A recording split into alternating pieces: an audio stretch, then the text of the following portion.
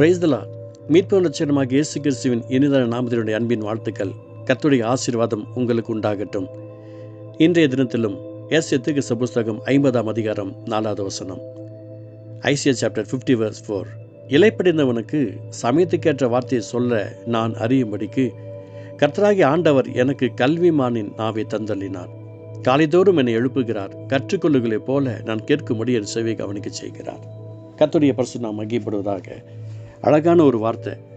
இந்த நாளில் கர்த்தர் நமக்கு வச்சிருக்கிற இதிலிருந்து ஒரு பகுதியை பார்க்க போகிறோம். கர்த்தராகிய ஆண்டவர் எனக்கு கல்விமானி நாவை தந்தள்ளினார். நமக்கு ஒரு அழகான ஒரு நாவு வந்திருக்கிறது. எதுக்கு தெரியுங்களா? நம்ம சொல்கிறது நடக்கணும். ஏற்ற சமயத்தில் சொல்லப்பட்ட வார்த்தை வெள்ளித்தட்டில் வைக்கப்பட்ட பொற்பொழுங்கில் சமமாக. அப்போது இலைப்படுந்தவனுக்கு சமயத்துக்கேற்ற வார்த்தையை சொல்லும்படியாக நாம் அறியும்படிக்கு கர்த்தராகிய ஆண்டவர் எனக்கு கல்விமான் நாவை தந்தள்ளினார் என்று சொல்லி பார்க்கிறோம். நமக்கு நம்முடைய நாக்கில் ஒரு வல்லமை இருக்கிறது. அநேகர் அந்த நாவை சரியான விதத்தில் யூஸ் பண்ணாமல் போயிடுறாங்க. ஒரு பெரிய கப்பல் அது சிறிய சுக்கானால் எப்படி திருப்பப்படுகிறதோ, ஒரு பெரிய பஸ்ஸு அந்த ஸ்டேரிங்னால் எப்படி அந்த வாழ்க்கையில் பாதுகாப்பு கிடைக்கிறதோ, ஒரு மனுஷனுடைய வாழ்க்கையில் அந்த சந்ததியுடைய வாழ்க்கை, அவருடைய எதிர்கால வாழ்க்கையெல்லாம் எங்கே இருக்குது அப்படின்னு சொல்லி பார்த்தீங்க அப்படின்னா நம்முடைய நாவில் தான் இருக்கிறது. நம்ம நாவுக்கு, நம்ம டங்கில் சுவைக்கிற தன்மை நிறையா இருக்கிறது. நல்லதும் சுவைக்கும், கெட்டதும் சுவைக்கும். நிறைய விஷயங்களில் கர்த்தராகிய ஆண்டவர் எனக்கு கல்விமானாவை தந்தள்ளினார். எதற்காக அவர் நமக்கு இந்த ஆசை தருகிறார்? இலைப்படுத்துக்கு சமயத்துக்கு ஏற்ற வார்த்தை சொல்லுவதற்கு. இதுக்கெல்லாம் நமக்கு வேணும் அப்படின்னு சொன்னால் அப்போ நமக்கு தேவையான அந்த நாக்கு நமக்கு ரொம்ப அவசியமாக இருக்கிறது. இந்த தினத்தில் நிறைய பேர் வீணான உலக காரியங்கள் ஆசைப்பட்டு வீணாய் போகிறவங்க எத்தனையோ பேர் இருக்கிறாங்க. ஒருத்தவங்க சொன்னாங்க, வேடிக்கையாக சொன்னாங்க, என்னப்பா வேலை செய்கிறேன்னு. இல்லை, நீ ஊராக போயிட்டு நான் பட்டிமன்ற பேச்சாளராக இருக்கிறேன் அப்படின்னு அவர் சொல்கிறார். அவர் ஒரு பட்டிமன்ற பேச்சாளர். அதுக்கு அப்படி சொல்கிறார், நான் என்னை கூப்பிட்ற இடத்துலலாம் போய் நான் பட்டிமன்றத்தில் பேசுவேன். அது கேட்டவர் சொல்கிறாரு, உன் நாக்கு அடகு வச்சிட்டல்ல அப்படின்றார். அப்படி கூட சொல்லுங்கள் பார்க்கலாம். நாக்கு அடகு வச்சுட்டேன். இன்றைக்கி நிறைய பேர் அப்படி தானே இருக்கிறோம். நாம் எதுக்கோ நம்ம பேசுவதுக்கு இடம் கொடுக்குறோம். நம்ம ஒரு குறிப்பிட்ட கட்சியை சார்ந்தவங்களாக இருந்தால் அந்த கட்சிக்கு விரோதமாக யாராவது பேசுனா உடனே கோபம் வந்துடும்.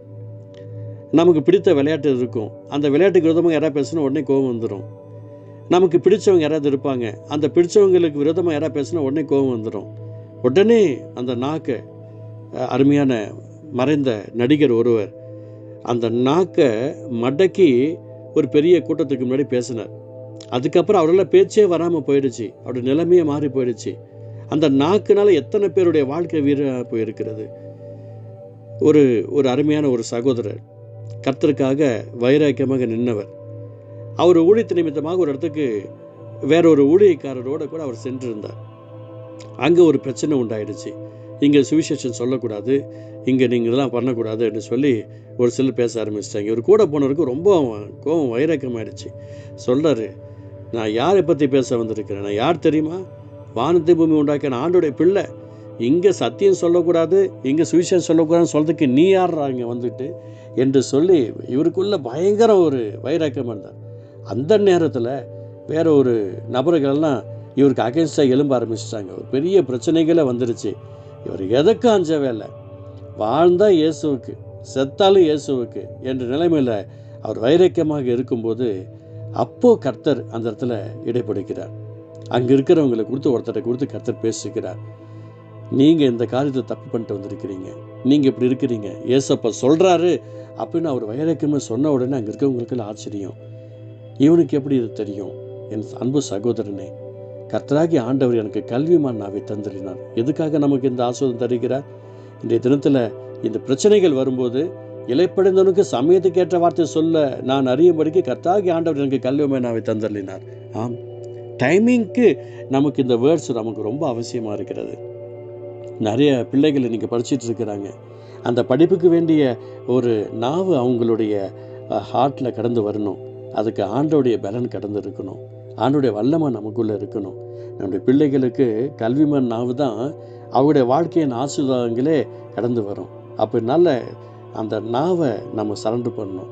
அருமையான ஒருத்தர் சொல்கிறாங்க, அம்மா சொல்கிறாங்க, இதோ நான் ஆண்டவருக்கு அடிமை, இதோ நான் ஆண்டவருக்கு அடிமை. நம்ம ஆண்டவருக்கு அடிமையாக இருக்கணும். நம்முடைய பிள்ளைகளை ஆண்டவருக்கு அடிமையாக நடத்தணும். என்னுடைய ஆசை என்ன தெரியுங்களா?